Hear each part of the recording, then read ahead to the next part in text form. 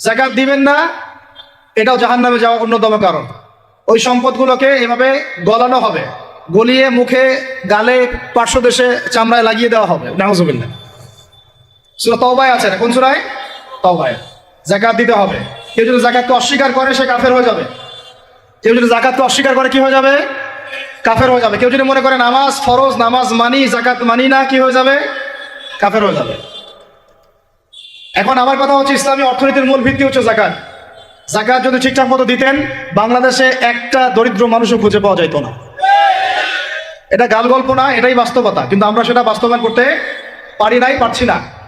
আমার কথা শুনেন ভাই, বাংলাদেশে এমন অনেক মানুষ আছে, হাজার হাজার, যাদের যাকাত যদি আপনি কালেক্ট করতে পারেন, সমাজে একটা দরিদ্র মানুষও খুঁজে পাওয়া যাবে না। এমন একজন মানুষের যাকাত দিয়ে আপনি একটা গ্রামের মানুষের খাওয়াইতে পারবেন।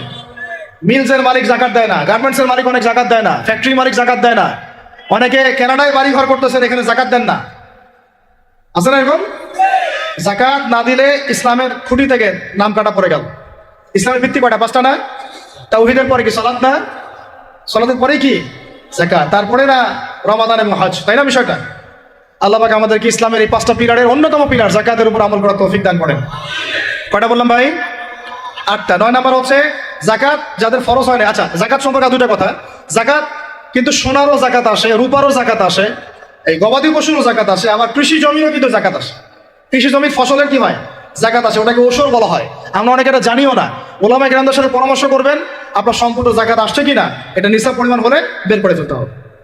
আল্লাহ পাক আমাদেরকে যাকাতগুলো বের করার তৌফিক দান করেন। আচ্ছা, আর যাকাত দিবেন এমন জায়গায় যেখানে দিলে দিনের খেদমত হচ্ছে। ইন্নামা সাদাকাতু লিল ফুকারা ওয়াল মাসাকিন ওয়াল আমিলিনা আলাইহা ওয়াল মুআল্লাফাতি কুলুবুহুম, আয়াত আছে না? ওয়া ফির রিকাব, এটা সূরা তাওবায় আছে না?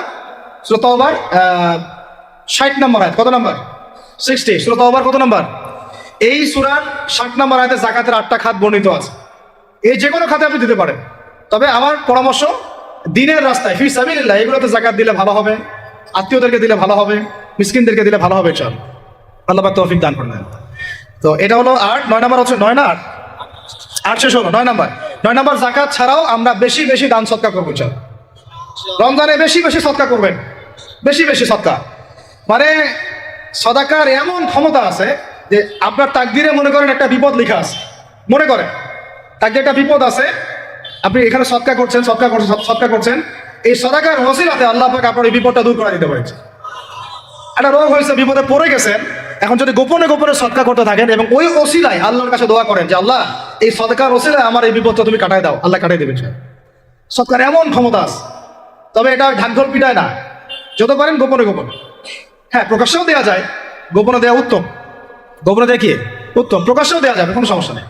আমরা সদাকা দিব বেশি বেশি চেষ্টা করবো আত্মীয়র হক দেওয়ার, আত্মীয়দেরকে দেওয়ার জন্য। প্রতিবেশী, আমাদের সমাজের ইয়েতিম, আমাদের সমাজের বিধবা, আমাদের সমাজের মিসকিন, ভালো ভালো জায়গায় সদকা করবেন। ঢাকা শহরে দেখা যায় অনেক সময় আমরা গাড়ি দিয়ে যাই, গাড়ির সামনে গ্লাসে নক করে টাকা যাচ্ছে, আল্লাহর ওয়াস্তে কিছু দেন। কে জানি হাদিসটা ভিক্ষুকদেরকে শিখাইছে। কোন হাদিস জানেন? যে আল্লাহর ওয়াস্তে কারো কাছে কিছু চাইলে ফিরাইতে হয় না।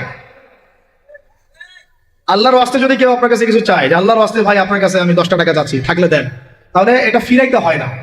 বেচারা আল্লাহর ওয়াস্তে চাইছে, আমি ফিরাবো কেন? আল্লাহর দোহাই দিছে। তো প্রত্যেকটা ভিক্ষুক দেখবেন চায় আল্লাহর ওয়াস্তে দেন। সেটা নিয়ে গাঁজা খাক আর কি করে করবো, আল্লাহর ওয়াস্তেই চাচ্ছে। অনেক সময় দেখা যায় অনেক ভিক্ষুকের ফ্ল্যাট আছে ঢাকায়। কি আছে? আর আমরা ভালো থাকি, যারা দেই তারা ভালো থাকি, ওই ভিক্ষুকের ফ্ল্যাট আছে। সুবহানাল্লাহ। তো প্রতারণা যুক্ত, বোঝার বুদ্ধি নাই কোথায় দিলে ভালো হবে। এই জন্য বাছাই করে করে সদকা করবেন, দিনই খাতগুলোতে বেশি সদকা করবেন, আল্লাহ পাক তৌফিক দেন। আর সবচেয়ে ভালো হয়, আমার পরামর্শ, সবচেয়ে ভালো হচ্ছে আত্মীয়দেরকে দিবেন। এখানে আপনি 2 জন নাকি পাবেন। কয়টা?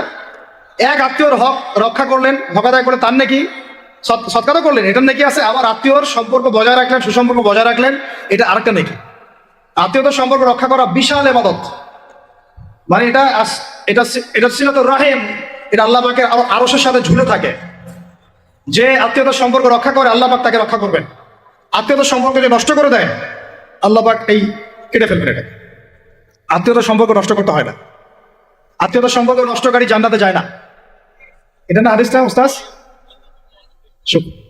লা ইয়াদখুলুল জান্নাতা কাতিউর রহমি মানে আত্মীয়তার সম্পর্ক, রক্তের সম্পর্ক যারা কাতি মানে কেটে ফেলে তারা জান্নাতে যাবে না। তো প্রিয় ভাইরা, আমরা আত্মীয়তার সম্পর্ক রক্ষা করবো ইনশাআল্লাহ। আর আত্মীয়তার মধ্যে সবাই একরকম হয় না, এক এক মানুষ এক এক বুঝের।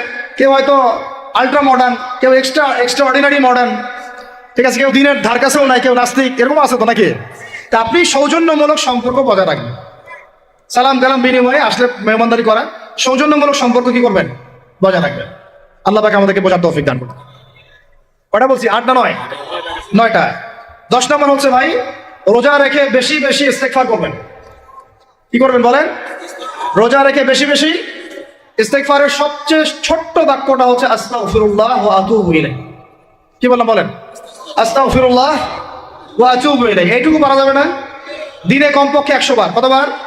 দিনে কমপক্ষে 70 বার বা 100 বার। দিনে কমপক্ষে 70 বার বা 100 বার। আরো বেশি পারলে আরো ভালো।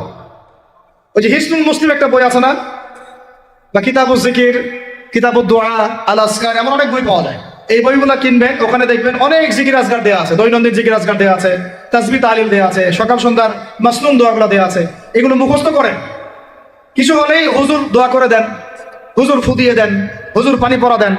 আগে হুজুরের উপর ডিপেন্ডেন্সি কেন? আপনার নিজে আল্লাহর কাছে চাওয়া শিখেন। সেজদায় গিয়ে আল্লাহকে বলেন, আল্লাহ আমার অসুস্থ, আমি অসুস্থ, আমাকে শিফা দাও। সেজদায় গিয়ে বলেন, আল্লাহুম্মা আতিনা ফিদ দুনিয়া হাসানাহ ওয়া ফিল আখিরাতি হাসানাহ ওয়া কিনা আযাবান নার। হাত উঠান, আল্লাহকে বলেন, আল্লাহুম্মা আইনি আলা যিকরিকা ওয়া শুকরিকা ওয়া হুসনি ইবাদাতিক।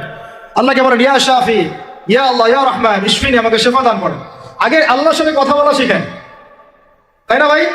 তারপরে দোয়া নিবেন, পানি পড়াও নিতে পারেন, ঝাড়ফুঁক নিতে পারে, সেটা আছে বৈধতা অবশ্যই, এটাও ঠিক আছে। কিন্তু আগে আপনি আল্লাহকে চিনতে শিখেন। বেশি বেশি রোজা রেখে ইস্তেগফার করবেন। আল্লাহ পাক তৌফিক দান করেন, আমিন।